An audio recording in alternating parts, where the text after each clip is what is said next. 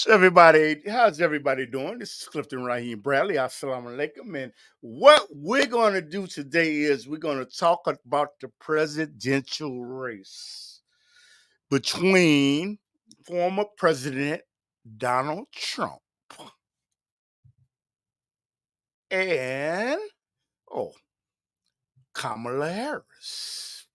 We're gonna sit, and I got co-host Johnny, uh, Prophet Johnny. We're gonna he has his own show, but we're gonna get on down to work because I know you people just hate to wait. They just hate to wait. So, Johnny, how you doing, brother? I'm doing well. How are you? I am doing great. Brother, we got a political race that is coming up, and you know what? It's going to be between former President Donald Trump, and I'm not going to say Joe Biden, I think, but I mean Kamala Harris. See? hmm And the thing is, we're going to sit down and make an examination of both of them. Okay. And first of all, before we get started, what are your feelings politically? I'm talking about the political policies of J- of Kamala Harris. Well, I don't like politics, and I'm especially how can I say it, put off by the politics of Kamala Harris. Kamala Harris. So I'm gonna say it. Why? Why is that? Because it's just, even though I don't agree with any of these politicians, any of their policies, especially given the fact that neither of them are sincere. Uh, Kamala Harris is on this campaign to basically normalize the most extreme perversions in our society. And you know what? I have. You know what? Now, people that want to call in, you can call in if you want to leave something in the chat room. I would agree with you because I'm trying to clean my language up because I'm on YouTube. There's certain ways of life that I don't personally don't agree with. And you know what? I believe that things about other lifestyles should not be taught. Your picture's gone, but your avatar's up. But we can still hear you. But the thing is, I don't believe that it should be taught about certain lifestyles that go beyond theology, man and woman, whatever should be taught in the public school system. And hmm I said there are millions that would disagree. So you don't care for her policies when it comes to something of that nature, huh? No, I don't. I think it's very destructive to society, and it's very damaging. And to have a person who calls themselves a world leader, which obviously she is not, it's really egregious to promote things that are destructive to society. Mhm. Yeah, and you know what? But what's interesting is half of the nation agrees with her. And I'm starting to think that it's more than half of the nation that agrees. That's what I'm starting to believe. And you know what? Because when I look at the polls, I'm gonna play a little music. I'll put it real low. Mhm. Okay. And when I really sit down and really look at things, I believe that this particular way of life has become normalized. So therefore, I'm thinking that there's more people that are accepting of this behavior pattern, people living in a certain way that goes against the creator. Okay. And actually it's scary to me. It's scary. It shows me about society and what society has went. Would you like to comment on that? Yeah, well, I mean, first you said that uh, you're beginning to think that she's winning. Well, Yes. that's the way it's designed. You know, Yes. the political arena slash media is designed to uh, give you a persuasion of what they intend to spend. So so if a particular candidate they want, they start shaping the news reports in a way that makes it look like you know it's a fair election and that this candidate is winning, so therefore the election was fair. It's just like marketing. Hmm. Whether you have a good product or not, there's a lot of marketing employees that uh, is used to promote a good product as well as a bad product. For example, this is not unlike how when some companies introduce a new product, they create a waiting list, whereas you either are on the mailing wait list or you are in a physical line waiting.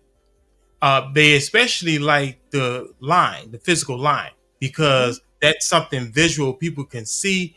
And when they see a bunch of people waiting in line for something, then there's an assumption that it's something worth waiting for. Yes. Yes. So if And it's something worth waiting for, mhm. then it has a lot of value, and that persuades people in and of itself. And you know what? When we talk about that, people struggle. Some people struggle because don't get me wrong. I'm going to go to abortion. There's certain people that believe, you know what, a woman, you will not take away my right to abort or to get rid of something, a baby that I do not want to carry. You're out of place, you know? And there are millions of people that feel that way, but there's a million other people that say that they consider that murder to abort a child if the woman was not raped, it was not incest, something of that nature. It threatens her life, and you know what? I think that it is good that the Supreme Court judges have made it mandatory by having a Supreme Court decision that each state should vote on it for their own selves. But although I don't agree with it, but what are your feelings and your views about that, brother? Well, I've long since had this attitude towards it, and of course, it's a biblical attitude towards it, um, and also it's a common sense attitude towards abortion. That it's a ridiculous idea for us to conflate a woman's right to choices regarding her body and abortion. To confuse those two is really demonstrates the failure of the human intellect, because there are two separate issues that we all of a sudden, because of friendship of the world, which is another way of saying politics, we can't discern between, because very clearly abortion is not about a woman's right, but it's about a issue that we've long had concerns with, and have long established laws concerning. And before there was any known laws, we see biblically that God has objected to the um, arbitrary termination of life. Yes. Yes. So, it's about the life of the child. And, by us having books of law regarding the taking of life, whereas you just don't have the right to take another person's life. That's a law that's on the book.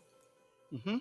But in order to justify that, we've gotten really clever at talk and talking points. And what we have done is deliberated on the meaning of life and, when does life begin? And, it's funny, all the people that do not have the power to give life are the ones who are determining when life begins Mm-hmm. rather than the author of life.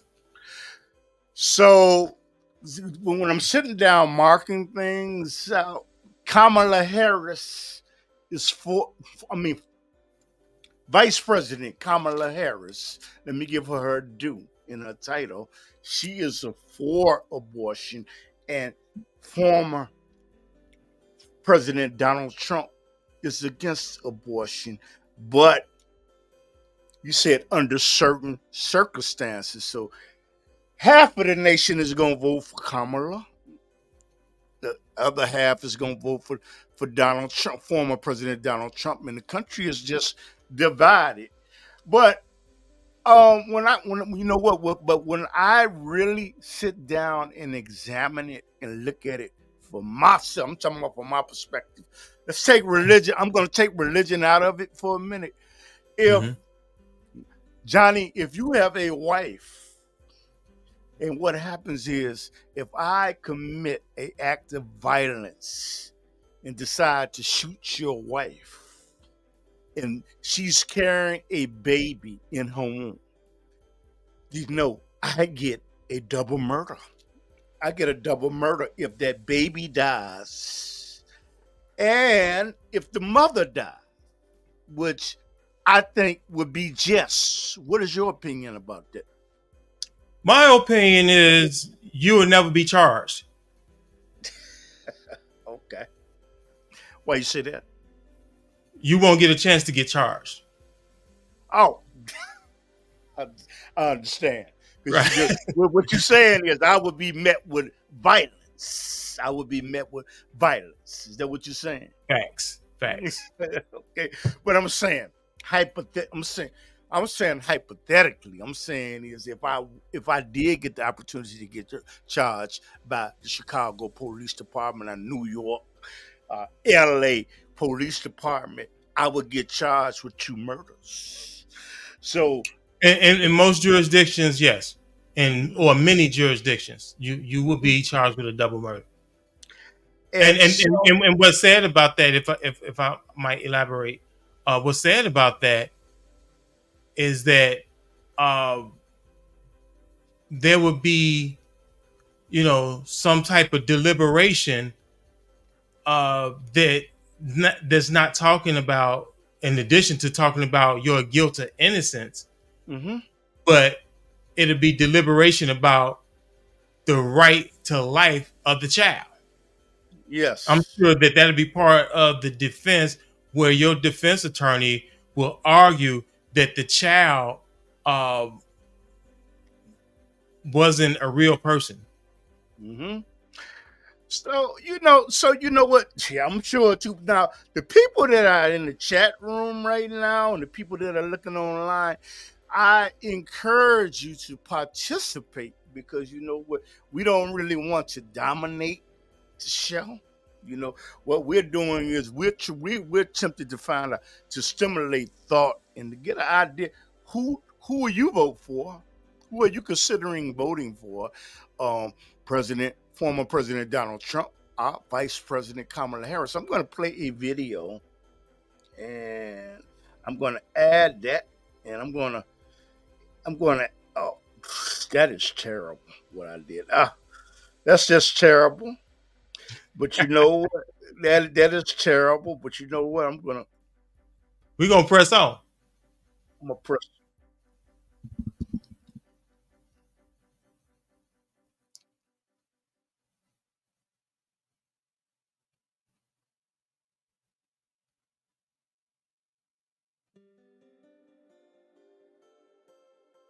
Mhm.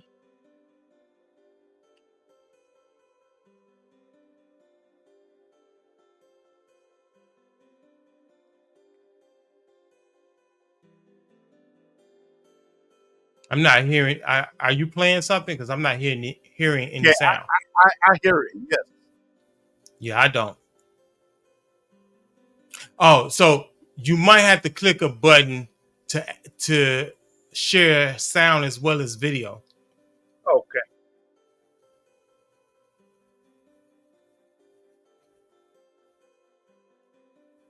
Because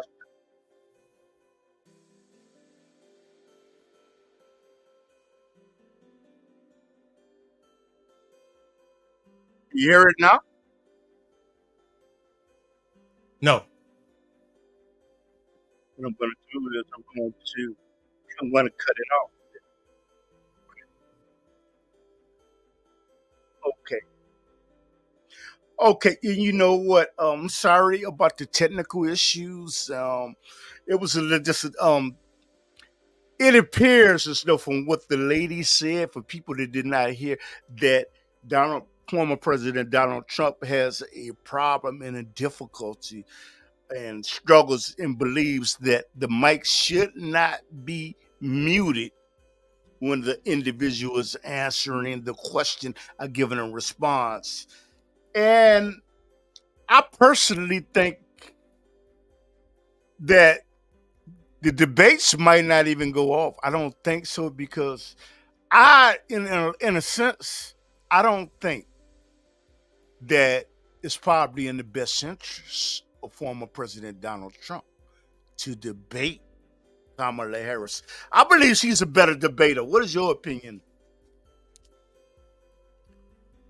um, not unless she's done some work since the last time she debated. I mean, Mm-hmm. I wasn't impressed with any of her debates that I've saw. Mm-hmm. You know, especially when you include content. Mm-hmm. I mean, and of course, um, because it's hard for me to see someone as a great debater when they're debating false issues or Yeah. wrong issues, like they're on the wrong side of abortion. So someone that's debating the justness of abortion, I can't say that they're a great debater. Okay. Because to me, a great debater is someone who brings clarity. And the only way you can bring clarity is to speak truth. Yes. So, I mean, that's just the way I look at it. I know there's all kind of so-called academic ways of looking at debate, and many of those ways are, political in nature. But that's not the way I look at debates. I look at debates from a standpoint of truth, who's telling the truth, and who's making the truth more clear. Yes. Yes. I believe you know what I am very much. I am looking forward to the listening audience, man. I see y'all looking on YouTube. Okay, and if you want to chime in or call in and say who are you, who do you believe would be the best president of the United States of America in year 2024, whether it be former President Donald Trump or I don't know why I keep on saying his name first. Vice President Kamala Harris. I do know why. And you know what? So, um, I would like to ask you, Johnny. There is a immigration problem. The immigration problem in the Mhm. United States of America in year 2024, and y'all can use this show right here is a case study for later on, after me and him are long gone. Okay. But I would like to ask you, she was appointed the immigration czar over immigration and people coming into the country illegally.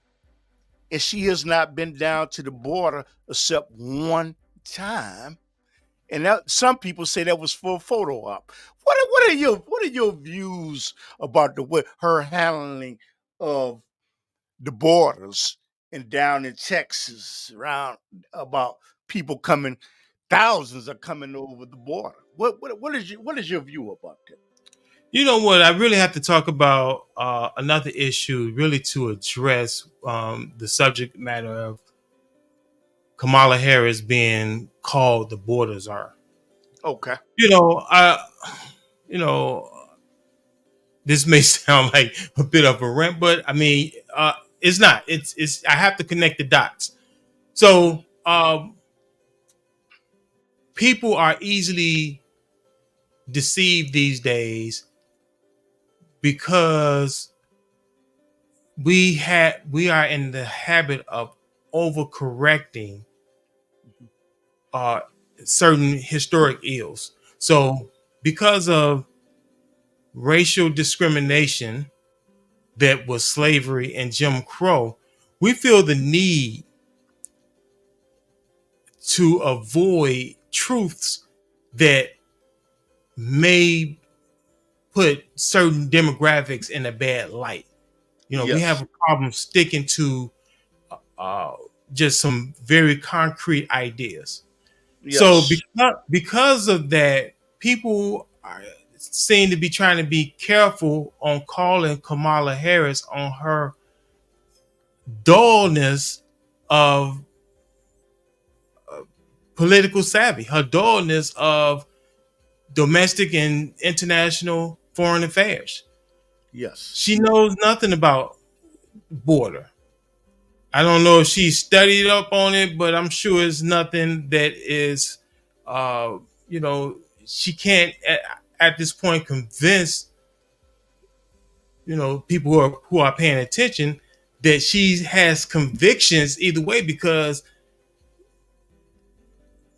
when you, if she has had convictions about immigration and national and international affairs, she would not have ever had any trouble articulating them in her Yes. first campaign to be elected vice president. Yes. There's no way that you have convictions about these very important issues and you are a adequate leader and you can't articulate them prior to election. So Mm-hmm. well into her tenure as vice president, she has not been able to articulate her convictions on immigration and a host of other issues. Yes. But nonetheless, what we do, as is customary, we don't hold certain demographics accountable and Yes. we attribute to them things that just aren't true about them. So we can say that Kamala Harris is a border czar with nothing to substantiate that, because she is a woman and considered to be a minority even amongst women. Yes. You have people that are, I can see there's people that are looking at this show. You have people that live in Chicago, New York, and California. California is a disaster. Okay, and New York. And what would you say to the pundits that say that immigrants, first of all, I have to tell people, if I was an immigrant, I would try to do everything I could to get into the United States of America from these bordering countries because of the strife and the drug lords and the economy, and I don't blame them for that. But what would you say to the people that live in these sanctuary cities like Chicago, New York, and California that say this is not fair? That that money, a capital, is being earmarked for people that did not follow the protocol to come into the United States of America. They're draining Social Security. It's putting a burden on Social Security and Medicare. What would you say? Are they right? And if they're right or wrong, please let me know. Well, but the the problem that I have with this that is certain is transparency. Mm-hmm. Now, if we had transparency about why they're doing something that seems so obviously blatant against the citizens of the U.S., then it needs to be explained. It needs to be talked about and divulged. Okay, this is our plan. This is why we're doing this. But to me, it really is a lack of respect for the American people that they will continue to do something that seems very obviously detrimental. It's creating a lot of conflict, Mm-hmm. and then they're just doing it uh, in a very dismissive way. Mm-hmm. Not is the way they do it is so obviously dismissive of how we feel that they're not really even addressing how we feel. It's like they're delegitimizing our feelings on that. Mm-hmm. Would you say that the impact of thousands of people coming across the border of Texas and being shipped to sanctuary cities, with sanctuary cities say that we will accept these people, okay, uh, individuals that are coming from these impoverished areas, would you say that this is going to have an impact on Social Security and Medicare, and wages are going to be lowered because you have a mass movement of people that will work for lower wages rather than not have a job? Will you expand upon that? And if you disagree or agree, please let me know.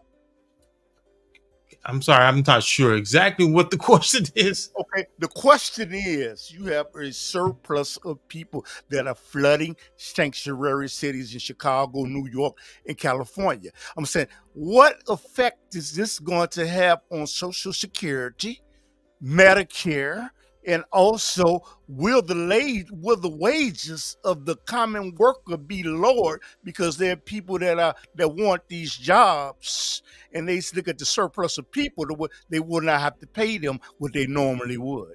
Can you expand on that?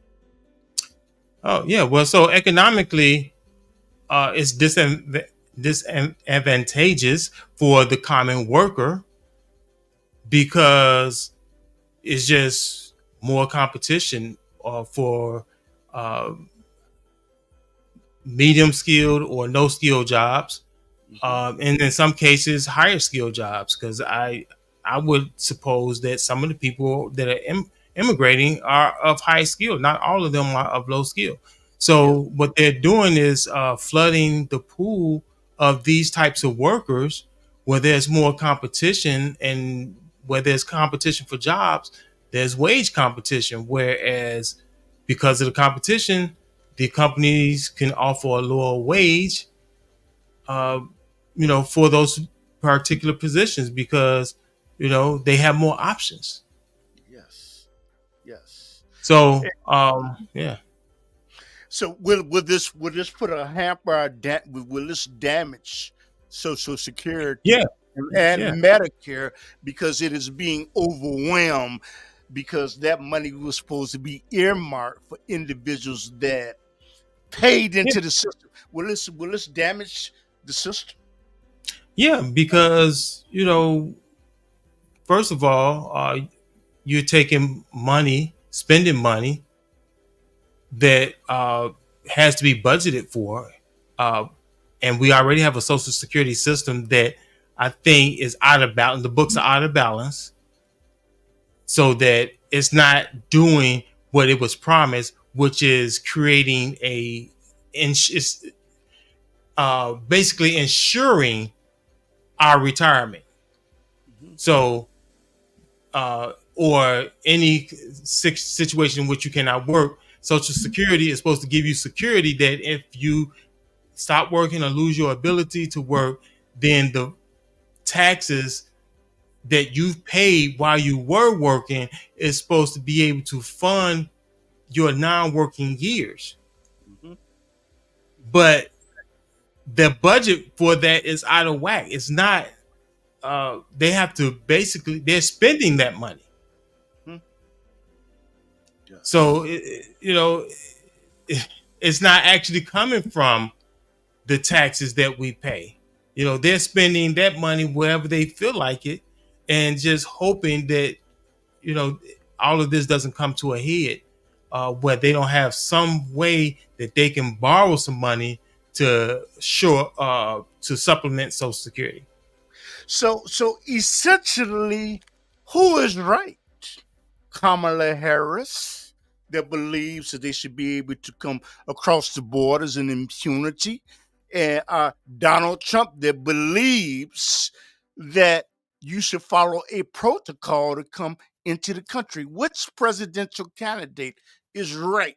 Even if it may be rhetoric, but I'm saying for the words Mhm. that are coming out of them, which candidate is right in your opinion? So So now, with the immigrants and the large number of immigrants that are coming in, they're receiving a lot of stipends and uh, a lot of money to house them, to feed them, to do all this. So this is money that's coming out of the budget, which is already out of whack. That is making the Social Security let's secure, and then we're acting like the Biden administration, that includes Kamala Harris, Hmm. is ignoring those facts, ignoring the fact that you know we're going to run out of money, that this is affecting the budget, that it's affecting our national debt, that this is a crisis that must come to a head at some point, but they're being incompetent. So there you go. That Biden administration, when it comes to immigration, that includes Kamala Harris, is that's incompetent. Okay. Well, when you make a statement like, so you're essentially saying, even though you may consider it rhetoric, that Donald Trump basically is right, but you believe it's rhetoric. I get it. I Mhm. get it. Okay. And my other question is, do you think the former President Donald Trump is going too far to say that you know what, this will be the largest deportation program that ever took place, because he's not against immigration, he's against people that have come into the country illegally? Do you believe that can be achieved, and do you believe that would be just? Um, Again, I think it's rhetoric. um, but you can't say that it's unjust because uh, as they always say, we are a nation of laws. We have borders, and for a long time, people have entered the borders and basically lodged themselves here Yes. illegally without any fear of deportation is illegal. So you can't fault the government if they was actually to enforce immigration law. Hmm. You know what? So basically, Donald, you know what? And when you talk about former President Donald Trump, do you think that the Supreme Court was wrong for making a proclamation, basically coming to agreement that the President of the United States, a former President of the United States, dealing with documents, they should have immunity? Meaning that president could take a bribe as long as he thought what he was doing was towards the best interests of the country. He could not be prosecuted. What did you think about that whole ruling of the Supreme Court judges? I haven't read it. I've looked at certain news reports on it, and none of them were really thorough. None of them really explained uh, the contents and the consequences of the ruling. It did Uh, okay. huh? It explained. Well, not the ones I looked at, and Okay, gotcha. I get a little understanding on what they mean, what the rulings mean, and some of it is not surprising, right? Some of it is like, well, government officials have always had a certain level of immunity. Okay. So some of that didn't represent a change. It didn't represent anything that most people didn't already, or a lot of people, those who are informed, didn't already know. But seems to suggest that some of it does go a little bit further than what I understood it to mean. But I don't see where it goes, in the reports I saw, I don't see where it goes so far as to mean what a lot of Republicans was suggesting it meant, because they were suggesting that it covers him and his conduct after the election, calling around trying to get people to uh, come up with phantom votes or somehow just make the election turn on towards his desired outcome. So I Yes. didn't see that ruling uh, you know, giving him immunity for that. I didn't see the ruling giving him complete immunity, and regardless of what he does with documents or in terms of taking bribes. Okay. So, if he has immunity if he thinks that's towards the best interest of the country. But do what by asking you that question? Yeah, I Do, think a do lot of you people, some people are misinterpreting that, okay? and they're and to their political favor. Do you okay? Well, the next president will have immunity. Do you think that Kamala Harris, if Vice President Kamala, Kamala Harris, former President Donald Trump, if they become president, do you think that the president is above the law? That they should have been granted any type any type of immunity? I I disagree I with gotta the call you back. characterization. Hold on. I gotta call you back on the broadcast. All right. Um, dang I, it. I So disagree with the characterization of of immunity or this ruling, because you say the next president will have immunity. That's mischaracterizing, in my opinion, what the ruling was. The ruling, from what I understand, does not change anything. The president has always had immunity. they put it on the books, man. What I'm It's saying been is, on the it, books. saying no, no. If it was It's on, been on the books. if it was on the books, the Supreme Court would not have made a decision and That's not came true. That's down. not what the Supreme Court does. Oh, The Supreme Court don't put stuff on the books. okay, The Supreme Court interprets the books, so it can yeah, never go to the Supreme Court unless it's on the books. okay. So, but you think the president deserves that to have a limited immunity? You think I, so? I think I think the immunity that they already enjoyed and whatever immunity that might have been enhanced by this Supreme Court ruling, I'm convinced it goes too far in giving them immunity. I think that uh, there's probably some immunity warranted, but very little. Okay, okay. And as we talk about um Kamala Harris and Donald Trump, when the debates do happen, and you know what, they're going to have three debates. What do you think that? Do you think it's a waste of time, or that people have already made their mind up? No matter what happens at that debate, they're going to vote for their candidate. But I think it's a percentage that has not decided. What is your views about it? And what do you look for out of the debate? Yeah, I think the percentage that have not decided is smaller than the margin of error. Hmm. So I don't see these debates deciding this election. Um, I think the general idea of debates is a good thing, because I think it's the civically responsible thing to do, to have a debate, a public discourse, so forth and so forth and so on. But uh, what debates have evolved into today is a turnoff. I Okay. think, and you alluded to it earlier. I think what helps, uh, like when I look at the one debate that uh, Biden had with Trump, um, it, it seems like they had like the muted mics going on. So, Yes.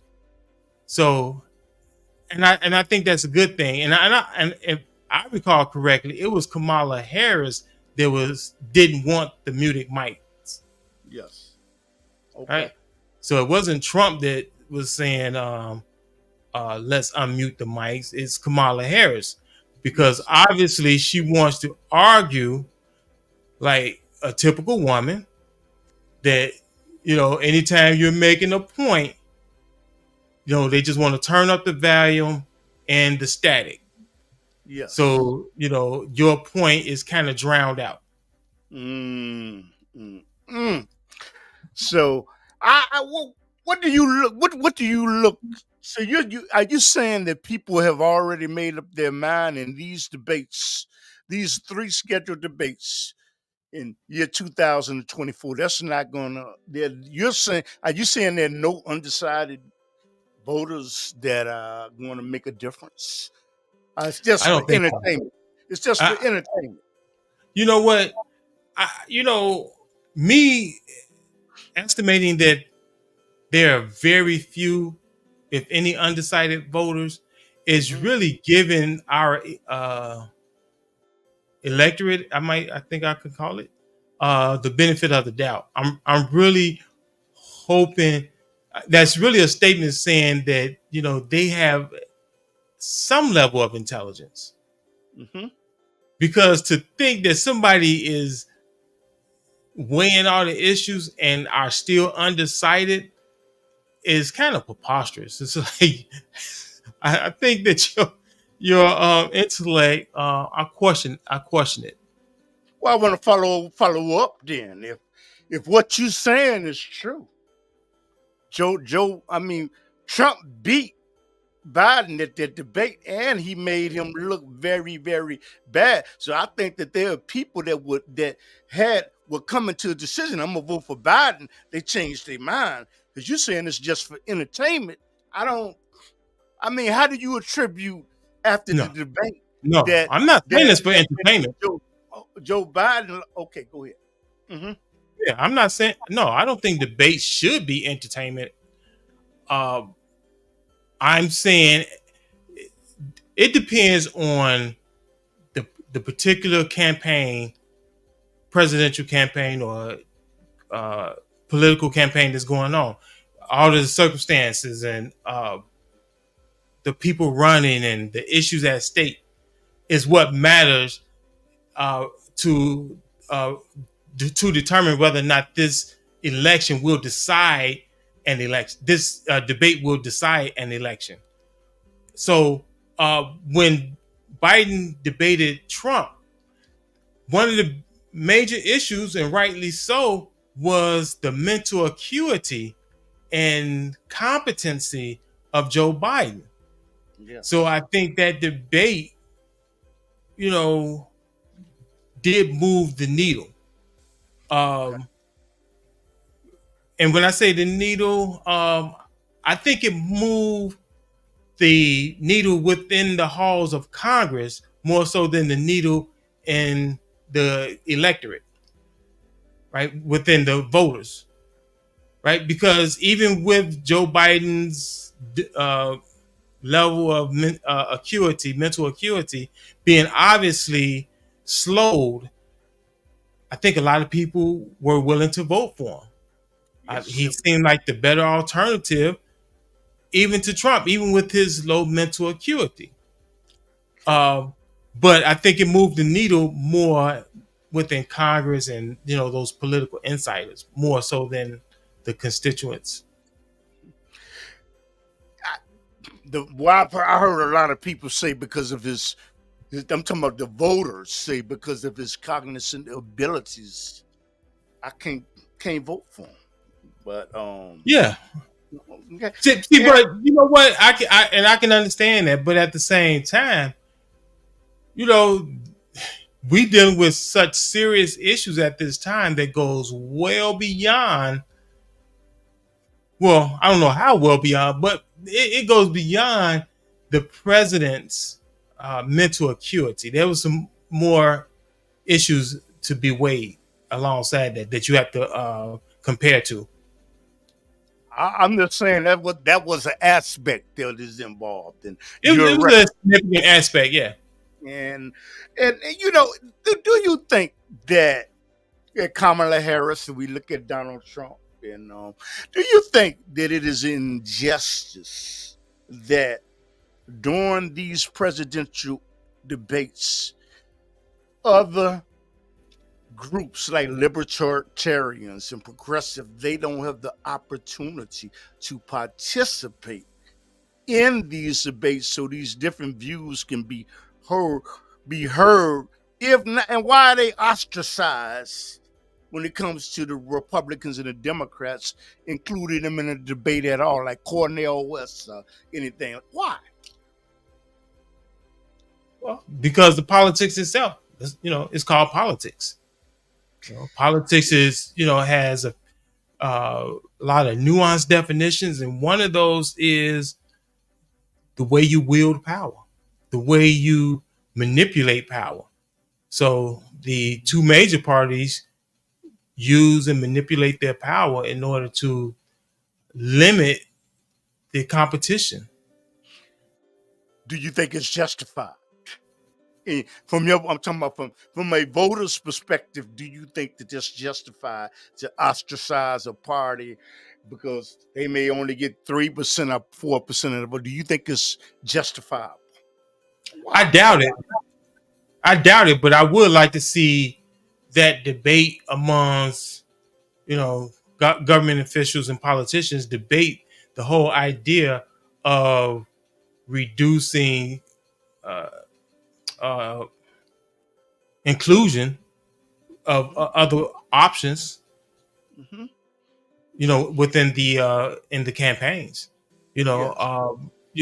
I could see, I could perceive. I don't know if I'm correct or not, but I could perceive, you know, problems with just having unlimited amount of parties participating. It could get confusing. Hmm. So, but Yes. I'm sure something more than two major political parties would be in order. Mm. Mm. Mm. And we talk about. I want to talk about the NRA. I don't know if you're a member of the National Gun Association, and I know that The National Rifle Association. yes, yes. And the thing is, I know that former President Donald Trump is backed by them, and Kamala Harris is not. What do you think about that association? Whereas they believe that it is justified to have a semi-automatic machine gun for protection for hunting. What do you think about the NRA? First, tell me what you think about the NRA and they say Um, the right to bear arms. my okay, so the NRA itself, I think over the years has been racist. Yes. That's my Why, problem with the NRA. why you say I don't that? have a problem with the Second Amendment. They're one of the biggest defenders of the Second Amendment, Hmm. but it's unfortunate that they have a history of racism, Yes. because I don't think the right to defend oneself, one's country, is a race issue. So it's no reason for them to be racist. How is the NRA made that a race issue? And there are black members and Latino members of that are associated with the NRA. So I'm trying to understand the statement that you made. They have made it a race issue, and they have card carrying members that belong to all nationalities. Can you expand on that, please? Well, for one, I mean, at this point, yes, there's increasingly more uh, African Americans able to, you know, uh, uh, you know, be members. I mean, if you're going to pay your money, I'm sure they'll accept it. Mm-hmm. Uh, but it's based. I say that their race is based on the candidates they've supported in the past, some campaigns that they've run in the past. Uh, I have no doubt that they have a racist history, and more than likely are still racist. It's just that they can't away with the much get away with it as much as they used to. So, Yes. um, yeah, so that's it. A lot of the candidates that they bag, and I think they was pretty much out front with their racism, but it's an issue that's not, you know, doesn't lend itself to racism because it's based on one's right to defend themselves, defend their country, Mm-hmm. and that's to be the extent of the NRA's politics. Mm-hmm. Do you feel that the NRA is wrong when they say that I have the right to carry a semi-automatic machine gun for my defense or to hunt? Do you feel that because there have been individuals that have been killed with semi-automatic machine guns? Do you feel that the NRA is going too far? And then when you go to flea markets, you can get guns. Some places in the South would, I think, with just showing your ID, and they don't even make a check. Can you expand on that? Yeah, I think this whole notion, I think people just is hyperbolic, basically, when it comes to uh, using guns as a political or trying to ban guns and saying that people have been killed by guns, people have been uh, killed with insecticide, you know, Mm-hmm. uh, but yet we have a lot of non-organic foods on the market. People have been killed, with cars. We don't ban cars. Mm-hmm. What I'm asking you is, do you think that individual ought to be able to have the right to purchase a machine gun if they don't have a record? You know, And they don't have any mental. Do you think they should have the right? okay. So, I think when it comes to guns, I like to think that I'm a common sense person. Mm-hmm. I just think we should have the right, but I think it gets kind of ridiculous. Some people, like, people want to walk around with fully automatic AR-15s. I mean, I think you have a right to carry guns, defend yourself, but don't be a nuisance. So you're saying that the NRA is wrong on that? The NRA is definitely wrong on that stance, in your opinion. Well, I think his okay. I think the NRA is right wing, which is to Okay. say they to the extreme right. And I think that they most right wing groups and persons are more likely to stay right wing. Why? Because we have the left wing. Mm-hmm. So it's these extremes that make the other extreme more extreme. So Mhm. I think that's part of the reasoning of the uh, right wing, right to bear arm groups, is that if they concede any inch, that the government would take a mile. Yes. So I Okay. think it's just a lot of pushback. But certainly there are people that just have this extreme ideology anyway, that you should be able to walk down the street with an AR-15. Another man, the 9-year old girl and boy there, that you're making feel uncomfortable. Hmm. Another mind, that black man that is made to feel uncomfortable. You know, it's it, when people think about their rights, they think about, I should be able to exercise my rights at all times for all reasons, and it's all about my rights, and nobody else has a right but me. Hmm. But the reality is, every time you exercise your rights, you do encroach upon other people's rights, which Yes. means that all rights have to be moderated and Yes. mitigated by Yes. the rights of others. Okay. So it is wrong to have a machine gun. I get it. That's what I'm you're not. saying. I don't want to say wrong. I'm just saying it's just too. It could be too much given the situation. Now, if we was being occupied by Russia, then I say get everybody an AR-15, fully automatic, a grenade launcher, and some drones. Hmm.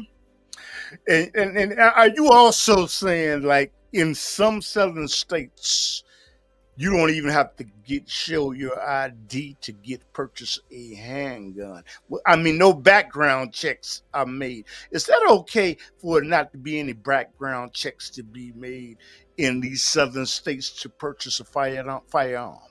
Is that justifiable? But an NRA stands on that. What do you think about that? I think there ought to be background checks. I think the fact that, but I think that the fact that we need background checks is indicative of a greater problem. I think that we're dealing with issues once they become emergencies, and not dealing with issues before they arise. Hmm. So there's the disorder that is being promoted in this society, the Hmm. callousness. Abortion is an issue about callousness. Abortion sets the tone of callousness in our society. Yes. So it makes people think about the killing, taking of a life, as being a human right. That's very callous. It Yeah. makes people go who claim to be nice people go and rally and fight for the right to kill babies. That's very callous. Yes. So we have set a very callous tone in this society, and we're not dealing with that.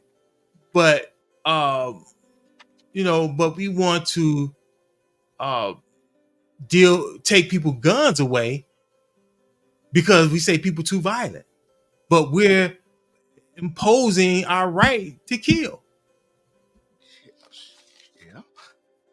And this brings me to the issue that there are many people that believe that the Supreme Court at some point will make a decision on the quota system. What is the quota system? The quota system is, if you have a place for somebody to work and it's over 50 people, you have to hire a certain amount of blacks, Latinos, Chinese. Or if you want to go to college, Yale has to take a certain percentage of individuals into their institution, their educational institution. And a lot of people are starting to say that that is unfair, and this is something that the Supreme Court, I believe, this will be coming up very soon to eliminate the quota system. What are your views about that? Is it right? Is it wrong? Should we just do the same like Martin Luther King said? I want to get to the point to where we don't examine somebody because of their skin or their race and all that. Is this wrong? What do you think about the quota system? And this is the point that they're coming to, because there's a lot of people starting to say that that is unfair. Well, my thoughts is that we already have a quota system. No, I'm saying they're working to eliminate. They're going to, the Supreme Court, which uh, basically there's more conservatives. They're talking about eliminating the quota system. And what are your views about that? It's a tough question, to be honest, because if I thought that people could change, I mean, people can change, but if I thought populations as a whole changed, then I could be wholeheartedly behind eliminating quotas. Mm-hmm. Because I see it creates a lot of problems. Mm-hmm. It creates absolutely a lot of problems. Mm-hmm. And at the same time, there's a lot of damage done because of the racism and discrimination in the past. Now, here's the thing. The people that's complaining about these quotas are the same ones who made the quotas necessary. Okay. So it's hard for them to argue it, but I think that I can argue it that these quotas are doing a lot of damage. Yes. And I'll use the NFL for example. Yes. You got the NFL hiring women to coach men, and then they're winning the competition for the job over men who have NFL experience, having never played in the NFL. And they're on Hard Knocks teaching, imagine this, a woman teaching a man how to be physical. Yes. Right? I mean, this absurd. I Absurd. would, I would say there's some women that can motivate a man No. to go. No. Oh, Oh, time. Don't go there. Let's yes, not. Let's sir. not. Let's keep it 100. Let's keep it a buck. I don't All want right. a woman to coach for the Chicago Bears. But go ahead. See. And we're not talking about motivation. Yeah, I Oh, mean, yeah, women are very motivating. They motivate me. Just to be honest. But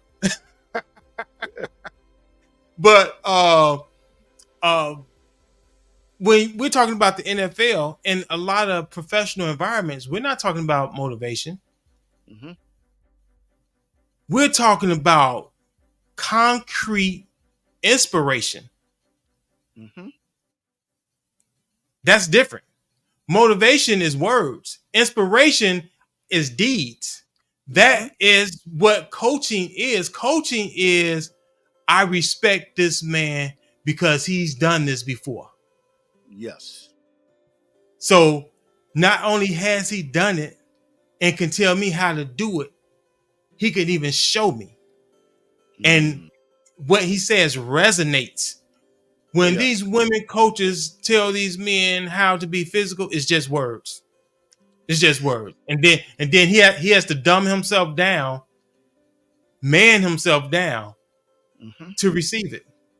Mm. Mm. Mm. That is interesting. When you brought up sports, and the So president. I say it like this: DEI must DIE. Okay. Hey, but you was talking over somebody's head. What are you saying? What are you saying? Diversity, equity, and inclusion must have a termination, Okay. right? Um, and that's preferenced by what I said when I started out. You know, uh, talking about it, and it's hard to. I'm being somewhat funny, but uh, if that would be ideal if we had a population that could actually change, where we can do naturally what we've had to do with the writing of laws and policies. Right. Mm, So if we could be diverse naturally, so uh equitable naturally, so and inclusive naturally, so we wouldn't need these laws, et cetera, to get to that point. So if we had common sense and we just did what was right, we wouldn't need this politics of DEI, which is diversity, equity, and inclusion, mhm, which only get puts the power that people use contrary to the law required these laws, but now these laws in the hand of evil people are used in the same overbearing, uh, forceful way as those who uh, oppose what they're doing without the law.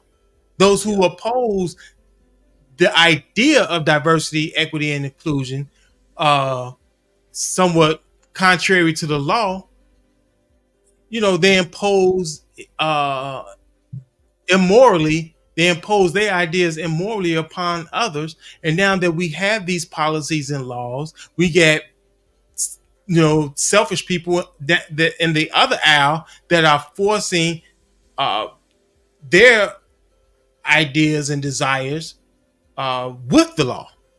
Mm, yes. As we move forward, when we look at Kamala Harris, Vice President Kamala Harris, and former President Donald J. Trump, who do you think is best equipped to steward and have the responsibility of safeguarding the United States of America with integrity? With integrity? Yes. Well, you had to add that in there. Okay. Well, we Let can me take not. that word. We can Right, take yeah, that let's word take that out. word out. Let's take that word Take out. that word out. Uh, Who do you think would be the best vanguard? Because, like I said, I know that you're going to look at the debates. I know you are, and I can't wait till the debates happen. Who, at this point, who do you think would be the best vanguard for the United States of America for it to well, move I'm just gonna say forward? image matters, tradition matters, um, morals matter, decency matters, Mm-hmm. our children matter. That's what I'll say to that. Okay, let's know. I'm asking you between Donald Trump, former President Donald Trump, and Kamala Harris. In your opinion, I'm not talking about Kanye. What's that? Kanye West. Anybody like that? I'm asking you, who do you think would be the better president for the future of the United States of America? Who's going to put America first? Neither. One is going to win, though.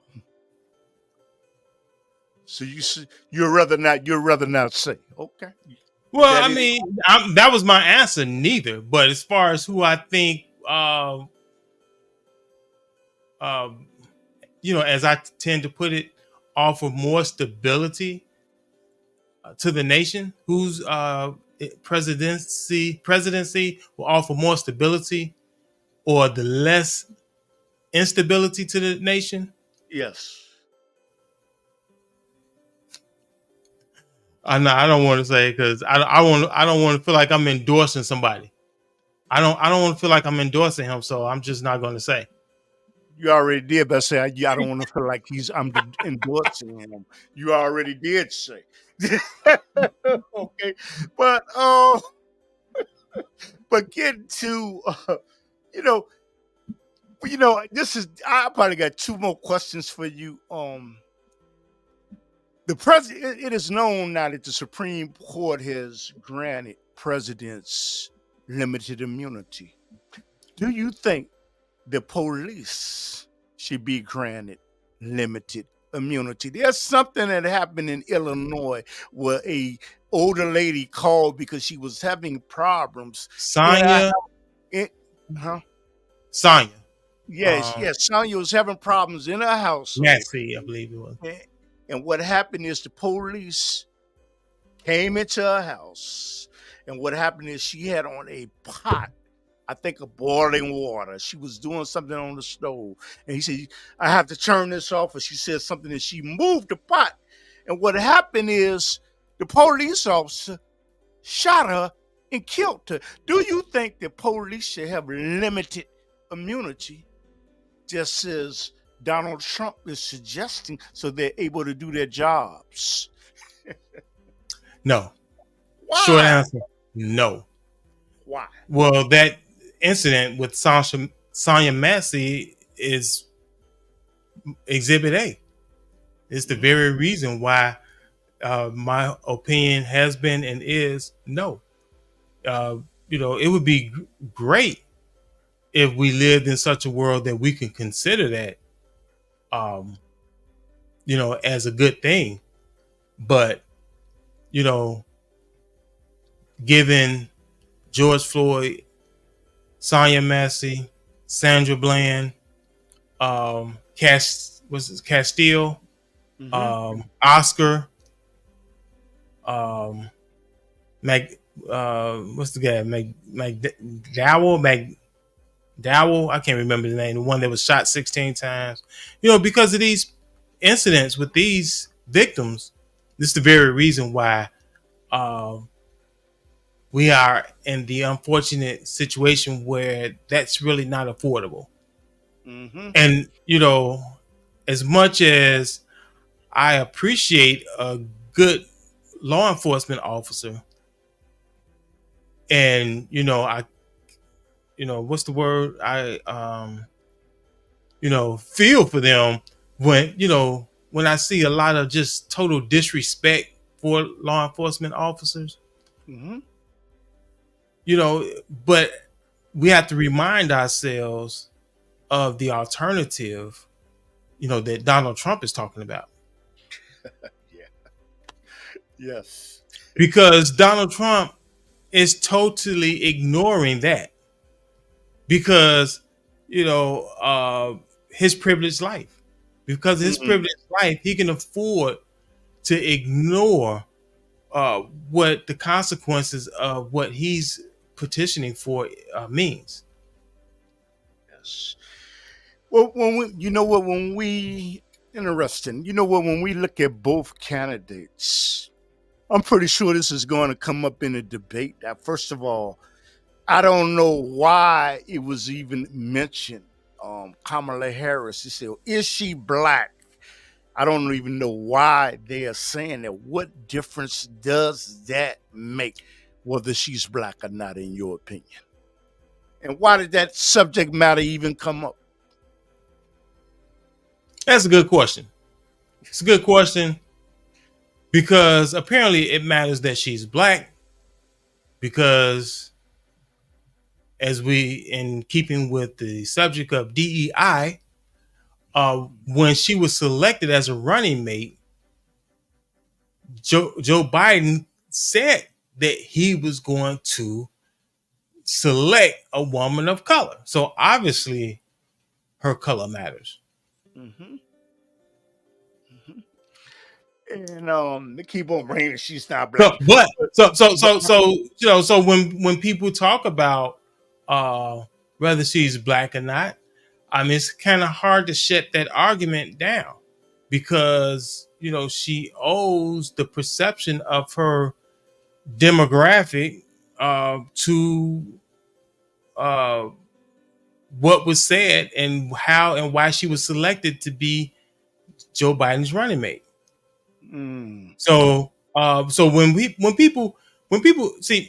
people question her blackness, um, I think it's really the same as questioning uh, if someone was born in the U.S. if someone's actually a U.S. Obama. citizen. Okay. Well, that's not the example that I can best relate to, Okay. uh, because that was like something else. That was just that was kind of ridiculous. I mean, I'm not a fan of Obama, but that whole charade was ridiculous because um, that was just trying to grab the limelight. But Mm-hmm. um, in terms of okay, so here's the thing: Joe Biden claims he won the presidency due to his boost he got, but I believe in North Carolina, Mm-hmm. in which he won such a large percentage of the African American vote. Mm-hmm.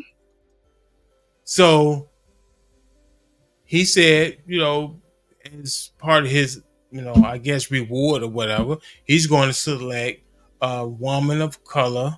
I believe that's the language he used, some similar language to a woman of color, uh, Yes. to be his running mate. Yes.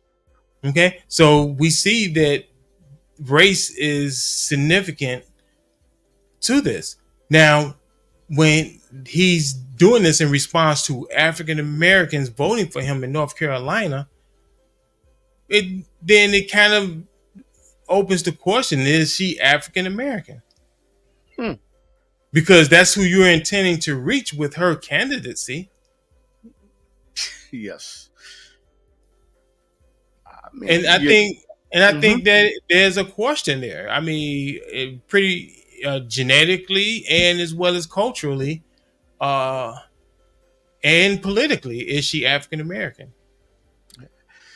One thing I notice about her, she does not talk about her father too much, and I always wondered why. What do you think is the reason? I don't know. I don't know. I don't know if I um, want to speculate. I mean, there's a lot of reasons it could be, but I have no idea. Well, I probably have an idea, but I don't know if my idea is nearly legitimate. So, As okay, I'd say I tell you how I feel about it. I feel yes, like it's sexist yes. Why you say that? because Why you she say? talks. That's her dad, and she doesn't Mm, talk about him. She talks about her mom, but doesn't talk about her dad. I think that's sexist. Who does that? Yeah, it's something. When what? Wow, this rhetoric. Do you think that this should just be off bounds? Where Kamala Harris brings up that Donald Trump has all these sex charges, and do you think that Donald Trump? Do you think that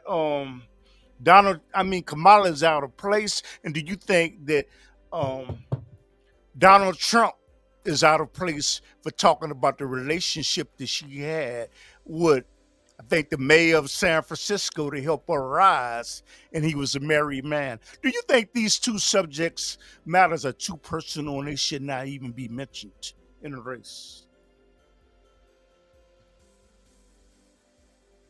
I think they relevant. I think they're relevant Why you say that? because both of them are egregious. Oh boy, I'm Really, listening. I think it's sad. I mean, you know, just dealing with facts. I think the things that Donald Trump has said about, he just grabs women.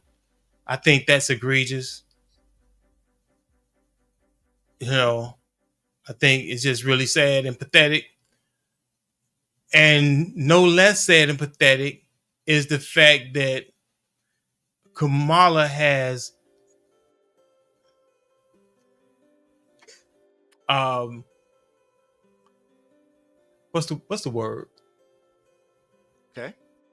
Finagled, I don't know, whatever. There's the perception that seems to be well founded that she slept her way to the top. Damn. And I think that's sad to go from sexing your way all the way to the top to be president of the US. Pretty sad. If I were a woman, I would be extremely appalled by that still. Uh, that's interesting. Well, brother, I'm gonna sign out. Brother, give us some finishing comments because perhaps there was something that you wanted to say. There was a message that you wanted to convey to the listening audience that I did not cover. And tell us about your platform. How do people get connected with your platform? Okay, so my platform is called Truth in Conversation, and the topic, the the purpose of my podcast, Truth in Conversation, is primarily dealing with male female relationships, and I really want people to tune in. And when I say male and female relationships, you may be first thinking about romantic relationships, and that's not first and foremost. Uh, you know, I'm talking about male female relationships across the board. Whether it's mother and son, whether it's father and daughter, nephew, auntie, um, niece, uncle, um, brother and sister, husband and wife, grandparents, grandchildren, every co-workers, male female relationships across the board. That's the subject matter that I deal with because it's very important, because male female relationships represents the fundamental building blocks of community, and the only way you're going to have a well ordered society is to have strong community. This community is in peril right now due to uh, redefining of marriage, um, due to people claiming they have options when it comes to both gender and sex, due to people transitioning or claiming to transition, um, people talking about they non-binary. All of these different things is an attack on male female relationships across the board. So this is what I deal with on the channel. uh, Men and women, we need each other. We need to come together. We need to uh, have appropriate relationships and respect for one another. So that's what I deal with. Okay. And I know you have a Hispanic audience, and would you like to say something in Espanol? De cierto, pero tienes que saber que mi español es más peor que mi inglés, pero te, te invito a mi podcast, se llama Truth in Conversation, donde yo hablo de las relaciones entre las mujeres y los hombres. Todas las relaciones entre los madres y los hijos, entre los padres y las hijas, entre los tíos en las sobrinas, en los sobrinos, las tías, porque yo creo que toda la gente tiene venir conjuntos para hacer una sociedad muy fuerte, en una sociedad muy fuerte. Empieza o comience con los relaciones fuertes entre mujeres y hombres, de marinos en las mujeres. Entonces podemos construir las familias más fuertes para crear una nación muy fuerte. Entonces, ustedes les invito para escuchar y mirar a mi podcast. Se llama Truth and Conversation. Gracias. Yes. And before we leave, both candidates, can you give us a synopsis of both of them? Just sort of just a synopsis of your feelings about one another. Can you do that? Okay, yeah. So we have a couple of candidates running for president, and they're running for president under traditional objectives. Uh, they're all selfish, and uh, and and in the cases where they're not selfish, they're not biblical.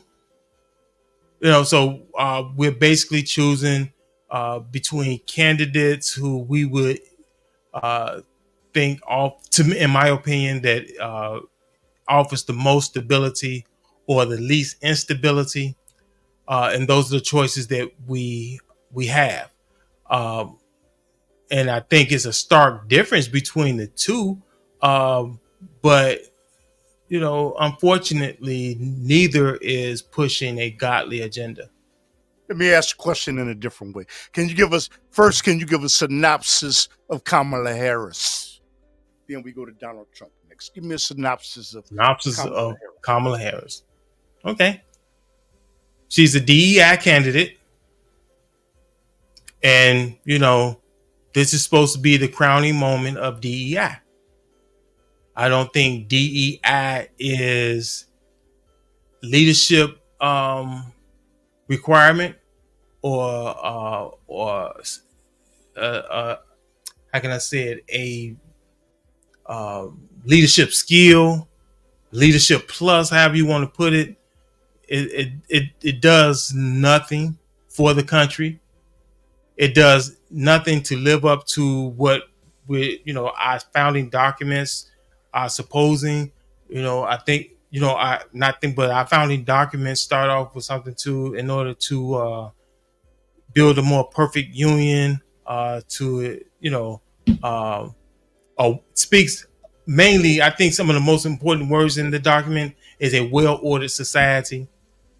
That's not being promoted by Kamala Harris' presidency. So, that's what we're choosing from. On the other hand, we have a president that is egotistical. Uh, that Who you're is, referring to Donald Trump, right? Former President yeah, Donald Trump. Okay. ego. For the audience to follow behind. Okay. Yeah. And then we got Trump, who's egotistical, and um, you know, maybe he's mellowing out some. I don't know, but still, he's to me very volatile, uh, and you know, he needs a lot of introspection. To come to grips with what his potential is as a president, what he could bring, how he could bring peace and stability. But as long as he's in it for him, it's going to create nothing but instability. As long as he's trying to please his base, he will offer instability rather than being introspective and conscientious about the position of president. Wow. And that was a mouthful. So individuals, brother, I thank you for coming on. And like I say, this broadcast can be used in history if you wanted to know what was going on in year 2024, if you're trying to do a case study. And these are the issues that we were dealing with. And I hope that your generation that looks at this in the future, that y'all get past all of this and y'all can live as one.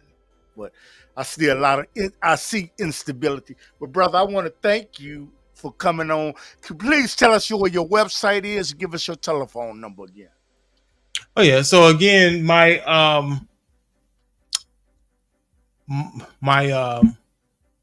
YouTube page is Truth and Conversation. Mm-hmm. So I try to upload something every Sunday.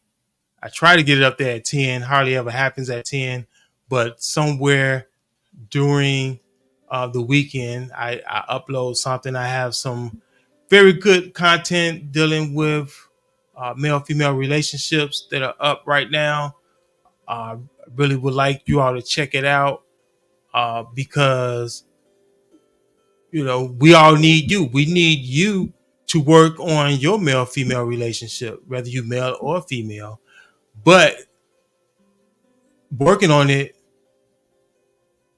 is productive if you're working on it according to the manual. So we are a creation created by the creator, and then we are also the maintenance and mechanics of that creation. And the creator has given us a manual whereby to work on and fix that creation. It's called the Bible. And so everything that I'm dealing with and suggesting to fix the issues that I'm talking about is in the manual. Okay. Okay. Well, brother, I want to, thank you again, like I said, for asking these questions. And the questions that you answer are issues that will impact the society. I feel as though November 5th, the U.S. presidential election 2024, I think this is an important election. I Yeah. think it's very important. But hey, wait till me and him look at the debates because we're gonna critique those debates. Okay. So all right, Johnny, I thank you. And I'm gonna give All you a right. sign. Thank you, brother. All right. No problem. Thank you. You're welcome. So, I encourage you to go to his platform to support him in his endeavor to make his platform stronger and stronger, stronger, stronger. Because you know what? I network because I learned from Kennedy King and other places you cannot live in this world by yourself, and you will not get all of the blessings. All of the blessings are not for me. For it may be for him to get 1,000,000 subscribers. It may be for me only to get 1,000. But I am most certainly glad with whatever Allah has allotted for me. So, um, so I greet everybody in the words of Assalamu alaikum, which means peace and blessings be upon you. And I would hope that you will share this content if you got anything out of it that is meaningful or something to make you think to share this content. I would really appreciate that. And this is coming from Chicago, United States, Chicago, Illinois. So again, thank you. I know I'm purple. They say it ain't easy being green. It ain't easy being purple either. That's what I did something. But you know what? This is a learning process for me. And thank you for the people. So I see us people looking on YouTube, and I appreciate you. I'm going to end this broadcast. Assalamu alaikum.